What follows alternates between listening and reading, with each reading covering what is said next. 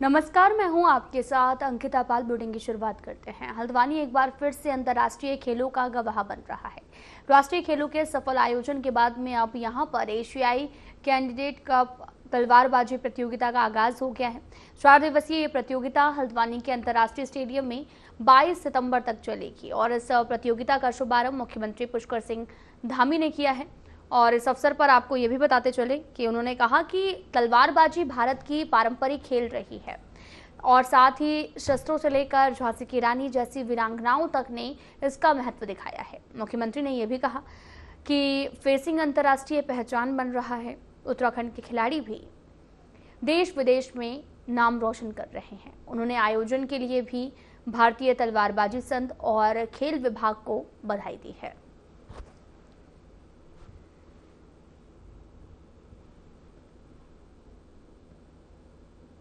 का आयोजन निश्चित रूप से हमारे राज्य के अंदर खेल प्रतिभाओं को और खेल स्थान जो हमारे बने हुए हैं, अच्छा इंफ्रास्ट्रक्चर जो हमारा बना हुआ है, उन सभी को कहीं ना कहीं इससे प्रोत्साहन मिलेगा, आगे बढ़ने का अवसर मिलेगा।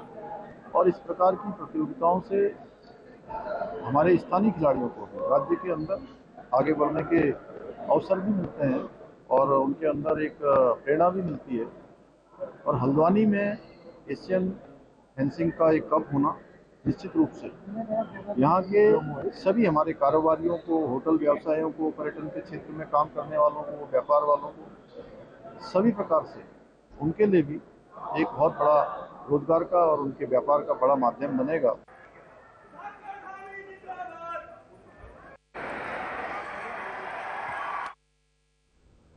मुख्यमंत्री पुष्कर सिंह धामी ने देहरादून नगर निगम के आपदा सेवा पखवाड़े का शुभारंभ किया है, जो 2 अक्टूबर तक चलेगा, जिसमें शहर के सभी 100 वार्डों में विशेष सफाई अभियान चलाया जाएगा।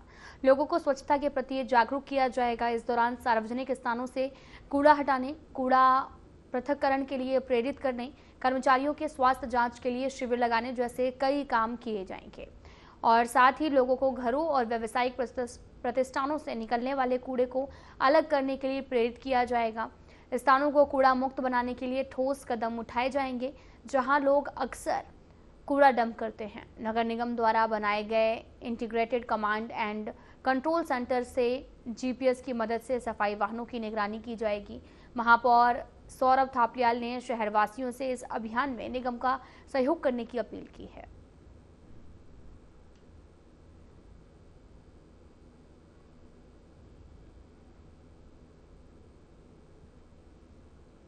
निश्चित है। इसके तहत जहाँ हमने स्वच्छता के कार्यक्रम लिए, हमने कार्यक्रम की श्रृंखला में मोदी के जन्म दिवस के दिन हमने ब्लड डोनेशन के कैंप किए। आज भी वो कैंप अनेक स्थान पर चल रहे हैं। स्वास्थ्य के शिविर लग रहे हैं और मोदी जी द्वारा जो पूरे देश के अंदर जिस प्रकार के विकास कार्यों को किया गया है, वो जनता को उन कार्यों से उनका एक अनुभव आम व्यक्ति तक पहुँचे, उसकी जानकारी जाए, उसके लिए अनेकों सभी नगर निगमों में प्रदर्शनियाँ लगी हुई हैं और देश के नागरिक इन प्रदर्शनियों में मोदी जी के कार्यों की उन झलक को देखते हैं और अब देश पर गौरवान्वित और प्रधानमंत्री जी के कार्यों के प्रति अपनी कृतज्ञता भी व्यक्त करते हैं। सेवा पखवाड़ा माननीय मुख्यमंत्री जी के कार्यक्रमों द्वारा माननीय प्रधानमंत्री ने जो कार्य किए हैं, चाहे वो राष्ट्र निर्माण संबंधित हो, चाहे लोक कल्याण से संबंधित हो, चाहे वो महिला उत्थान से संबंधित हो, युवा कल्याण से संबंधित हो, चाहे अंत्योदय से संबंधित हो, इस प्रकार के कार्य, चाहे वो आर्थिक तौर पर डिजिटलाइजेशन जो है उसको सुदृढ़ करने की बात हो, और इस प्रकार के जो भी कार्य हैं वो जनता के बीच में जाने चाहिए, ताकि जनता को पता रहना चाहिए कि हमारे प्रधानमंत्री हमारे लिए क्या क्या कार्य कर रहे हैं और किस प्रकार से राष्ट्र को ऊंचा उठाने में उनके मददगार हमारे साबित हो रहे हैं।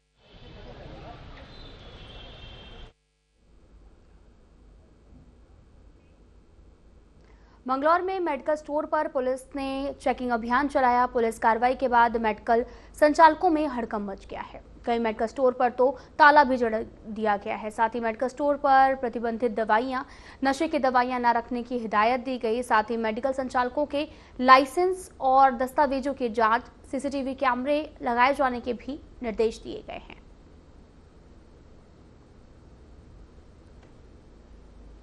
तो आपको बताते चलें कि पुलिस ने चेकिंग अभियान चलाया है मेडिकल स्टोर पर। लगातार ये अभियान चलाया जा रहा, कई मेडिकल स्टोर पर ताला भी लगा हुआ मिला। दरअसल ये पूरा मामला मंगलौर से सामने आया, जहां पर पुलिस ने चेकिंग अभियान चलाया। तस्वीरें भी आपको दिखा रहे हैं, जहां पर बड़ी संख्या में पुलिस छानबीन करने के लिए पहुंची और मेडिकल स्टोर पर अभियान भी चलाए जा रहे हैं। और यहाँ पर मेडिकल स्टोर पर कई जो दवाइयाँ हैं वो अभी भी बेची जा रही हैं, जिनको लेकर लगातार पुलिस ने ये अभियान चलाया है। मेडिकल स्टोर पर यह अभियान बड़े ही जोरों शोरों से जारी है और फिलहाल इस पूरे मामले की जांच पड़ताल भी जारी है। तस्वीरें भी आपको दिखा रहे हैं, जो कि मंगलौर से हैं।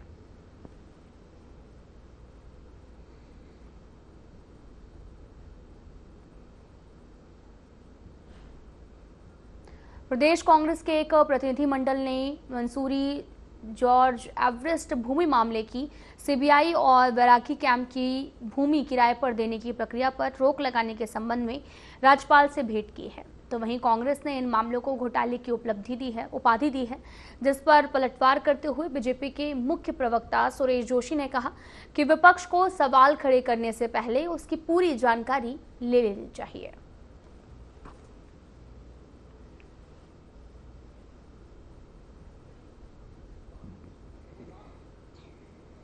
देखिए, विषय ये है कि प्रदेश सरकार के द्वारा एक साफ सुथरी नीति के तहत उसमें टेंडरिंग व्यवस्था कराई गई है और टेंडरिंग व्यवस्था के तहत किसी पार्टी को अलॉट हुआ है। अगर टेंडरिंग प्रक्रिया में कोई नियमों का उल्लंघन हुआ है, टेंडरिंग प्रक्रिया कराने के बाद कहीं पर उसमें कोई अनियमितताएं पाई गई हैं, सरकार देखेगी, उसको सरकार का काम है देखना।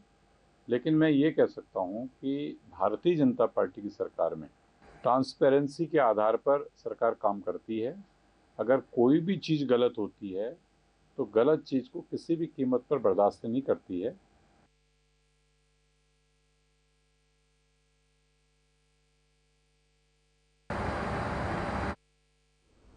तो वहीं बीजेपी के राष्ट्रीय प्रवक्ता प्रत्यूष कांत ने जीएसटी को लेकर बीजेपी मुख्यालय में प्रेस वार्ता की है।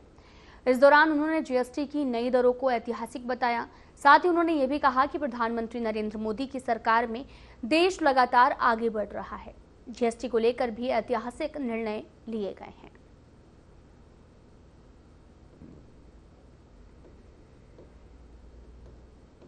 और हमारी दिख रहा है कि सरकार का जो वकील, उसकी गलती है पूरी से पूरी तरीके से।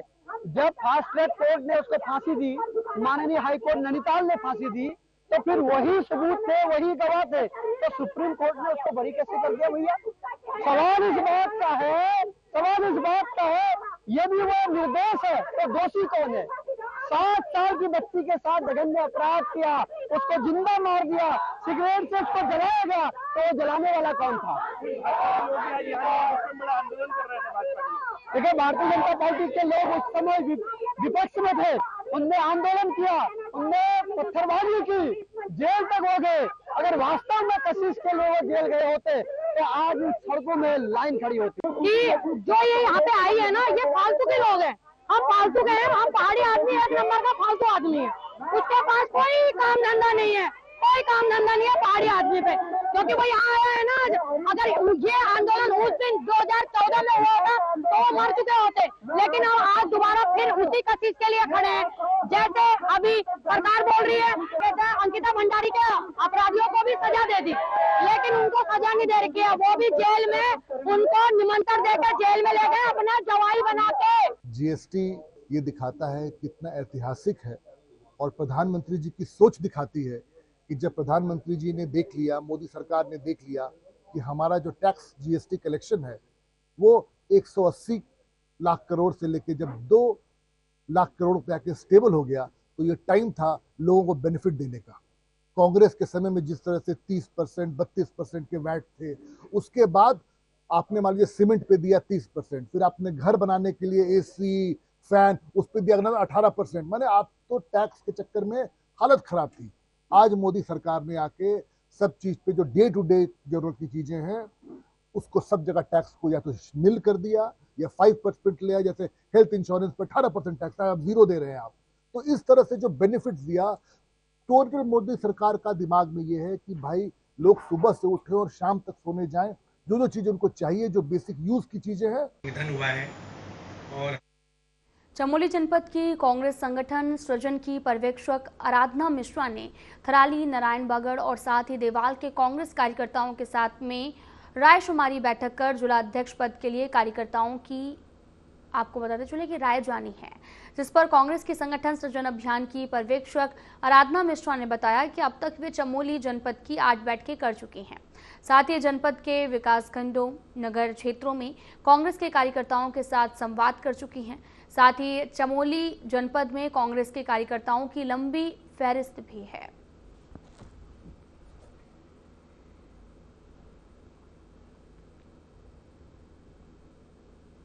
आज पूरे हो जाएंगे, जिसमें नगर पंचायतें भी है, नगर पालिका भी है।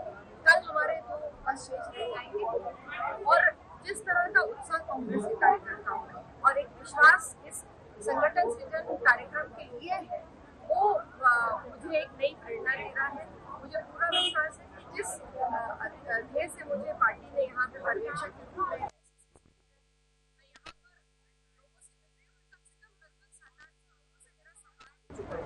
1-to-1 भी हुआ है, मैंने बैठकें भी की है, कई समाज सेवियों से मिली, संगठनों से मिली और उन सबकी राय जानी है। एक पैनल बना के मुझे यहाँ से भेजना है चमोली से, जिससे एक ऐसा संगठन चमोली में बने जहाँ 3 सीटें हमारी विधानसभा की है और आने वाले 2027 की चुनाव में उस सीट, वो तीनों सीटों में हम जीत दर्ज। एआरटीओ कार्यालय परिसर में ऑटोमेटिक टेस्टिंग सेंटर का स्ट्रक्चर तैयार होने के बावजूद भी संचालन शुरू न होने से वाहन संचालक काफी ज्यादा नाराज हैं। All Uttarakhand motor transport union के बैनर तले संचालकों ने 2 घंटे का दैनिक धरना शुरू कर दिया है। साथ ही चेतावनी दी गई कि मांगे नहीं मानी गई तो आंदोलन तेज किया जाएगा।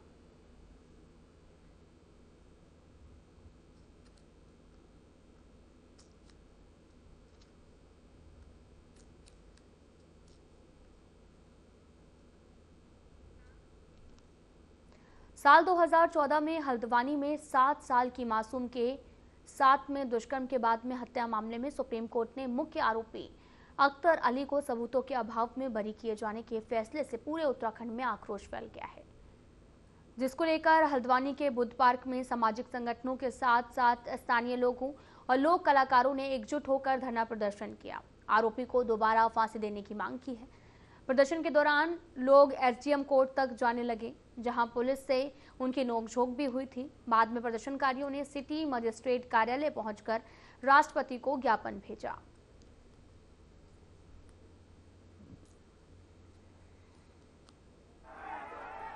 पैसों की पावर थी, किसी रिलीजन की पावर थी, क्या पावर थी?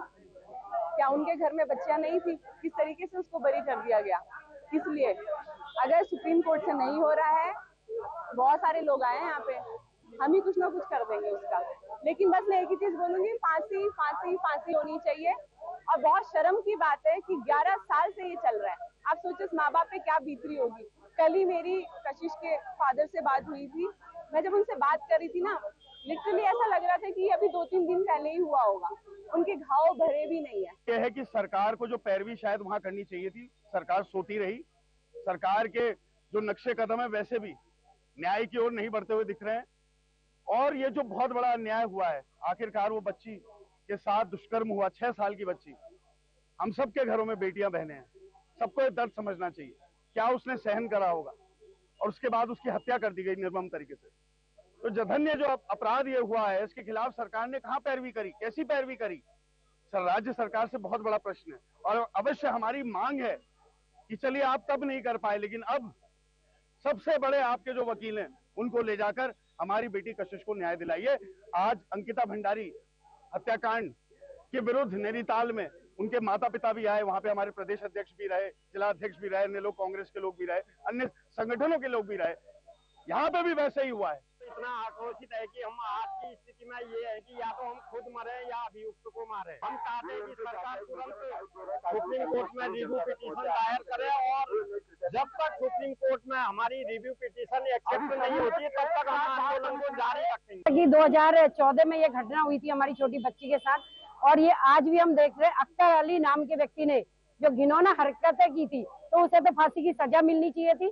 कहीं ना कहीं मुझे ऐसा लगता है कि इसमें बड़े शासन प्रशासन का हाथ है और उस व्यक्ति को बचाया जा रहा है, वो बहुत ही गलत तरीका है। और इसमें जो हमारी वकील साहिबा पैरवी करती है, मनीषा भंडारी जी, उन्हें मैं कहती हूँ, आप महिला होके एक महिला का केस आप नहीं लड़ पाई और आपने ऐसे दरिंदी का साथ दिया, तो कहीं ना कहीं आपको भी शर्म आनी चाहिए। तो आपने हमारी बेटी के साथ न्याय नहीं किया, और यदि उसे न्याय नहीं मिला तो हम सड़क से लेकर सदन तक विरोध करेंगे और इस भाजपा सरकार को कहीं ना कहीं घेरेंगे। हमें संघर्ष को और मजबूत हरिद्वार में विवादित संपत्तियों और बढ़ती अपराध गतिविधियों को लेकर सुराज सेवा दल ने एसपी सिटी पंकज गौरेला को ज्ञापन सौंपा है। संगठन ने आरोप लगाया कि बाहरी अपराधी बड़े नेताओं के शरण लेकर जनता को डराने धमकाने में लगे हैं। ज्ञापन में यह भी बताया गया कि विवादित जमीनों पर होटल बनाए जा रहे हैं, ब्याजखोरी से लोगों की संपत्तियां हड़पी जा रही हैं, स्मैक जैसे नशे का कारोबार भी फैल रहा है। सुराज सेवा दल के अध्यक्ष रमेश जोशी ने चेतावनी दी, यदि इन घटनाओं पर रोक नहीं लगी तो संगठन प्रदेश व्यापी आंदोलन करेगा। उन्होंने उत्तर प्रदेश के मुख्यमंत्री योगी आदित्यनाथ का उदाहरण देते हुए कहा कि उत्तराखंड सरकार को भी सख्त कदम उठाने चाहिए।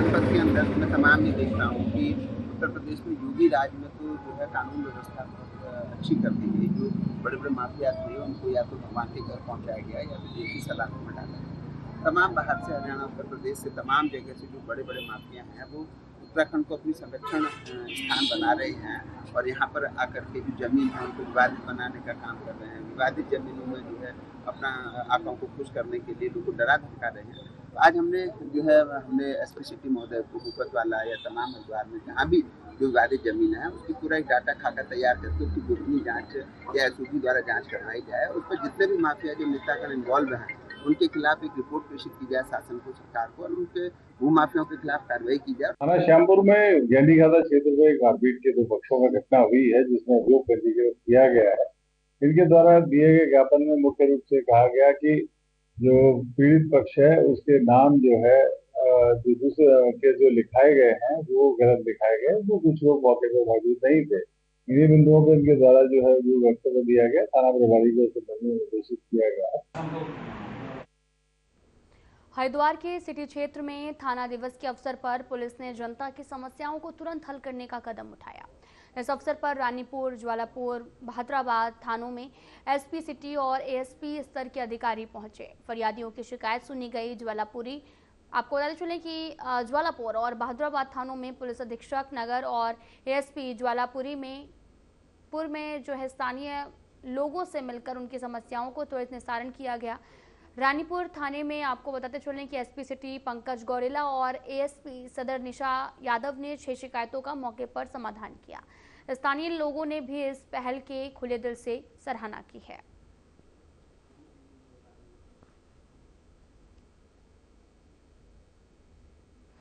थाना दिवस जैसे हमारे जो वरिष्ठ अधिकारी हैं उनके निर्देशानुसार जो है प्रत्येक माह में एक दिवस को हम थाना दिवस के रूप में मना रहे हैं। इसमें जितनी भी आने वाली शिकायतें हैं उनको डिप्टी एसपी और उससे ऊपर के अधिकारी आके सुनते हैं और तत्काल उसका निराकरण करने का प्रयास किया जाता है।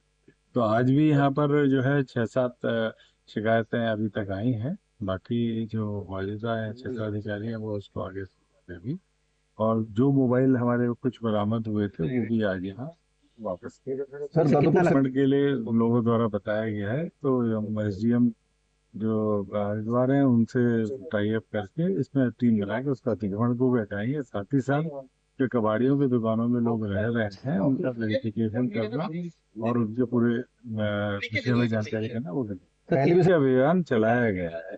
उनको हटाया भी गया है, लेकिन दोबारा अगर ये आए हैं जैसे सूचना मिली उनको फिर आज थाना भाद्राबाद के अंदर थाना दिवस जो है हर माह की भांति इस माह भी मनाया गया। इसके अंदर तो जो टोटल शिकायतें जो है थाना दिवस के अंदर हमने अभी तक 11 शिकायतें रिसीव की है, जिसके अंदर जो 2 शिकायतों के अंदर मुकदमा तुरंत पंजीकृत करके आगे की कार्रवाई करने के आदेश दे दिए गए। बाकी जो भी शिकायतें थी उसमें जो है जांच करके अग्रिम निगरानी कार्रवाई की जाए। उसमें भी जो है जैसे कि जन जागरूकता भी एक इम्पोर्टेंट मुद्दा रहता है नशे के विरुद्ध अभियान का। जो है जागरूकता के बारे में इनको बताया गया कि अगर ऐसी कोई सूचना इनके पास है तो वो बता सकते हैं। बाकी अपने जो ग्राम प्रधान है काफ़ी, वो भी यहाँ पे आए थे, उनको भी सूचित किया गया कि अपने प्रधान जो पंचायत का यूज़ करते हुए जनमानस में इस नशे के विरुद्ध जो कार्रवाई की जा रही है और जो कानून के प्रावधान है उसके बारे में जो है सूचनाएं जो है साझा करने की। आज दिनांक 17 सितंबर को कोतवाली की ओर से थाना दिवस का प्रोग्राम रखा गया, जिसमें लोगों ने एसपी सिटी जी आए, मुख्य अतिथि के रूप में उपस्थित हुए, उनको अपनी समस्याओं से अवगत कराया, उन्होंने सभी की जन समस्या का निस्तारण करा। इस चीज से एसपी सिटी साहब को अवगत कराया, उन्होंने कहा है इसके खिलाफ उन्होंने लिखा है, डायरी में नोट किया है और कार्रवाई का भरोसा दिया है। पहल कैसे देख चाहे इससे क्राइम कम होगा, अपराध में कमी आएगी और समय समय पर अपराध की जानकारी प्राप्त होती रहेगी पुलिस को भी, जो गुप्त अपराध होते हैं।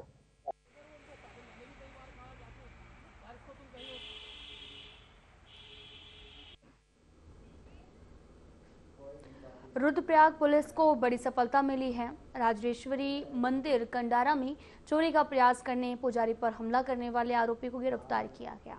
घटना उस समय हुई जब आरोपी मंदिर से सामान चुराने की कोशिश कर रहा था। उसी दौरान मंदिर का सायरन बज उठा। पास की कुटिया से पुजारी बाहर आकर चोर चोर चिल्लाने लगे। इस पर आरोपी ने पुजारी पर हमला कर दिया, जिससे उन्हें गंभीर चोटें आई हैं। हालांकि पुजारी ने भी साहस दिखाते हुए हमलावर पर जो है वार किया और अपनी जान बचाई। वहीं पुजारी की चीख पुकार सुनकर ग्रामीण एकत्रित होने लगे और वहीं आरोपी अंधेरे का फायदा उठाकर मौके से फरार हो गया। फिलहाल मामले की जांच पड़ताल तेज हो गई है और मामले की गंभीरता से जांच की जा रही है। एसपी रुद्रप्रयाग अक्षय कोड़े ने बताया कि जनपद बागेश्वर पुलिस की मदद से आरोपी को गिरफ्तार कर लिया गया है।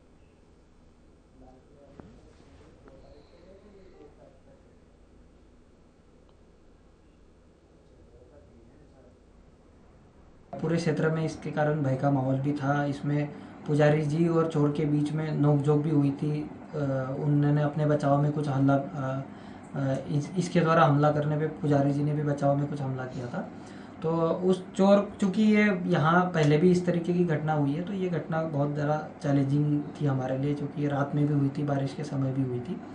तो अगस्त्यमुनि पुलिस द्वारा और हमारी एसओजी की टीम द्वारा बहुत अच्छा काम करके इसमें हमने चोर को ढूंढने में और जो भी माल इसमें चोरी किया गया था उसको रिकवर करने में हम 100% सफल रहे।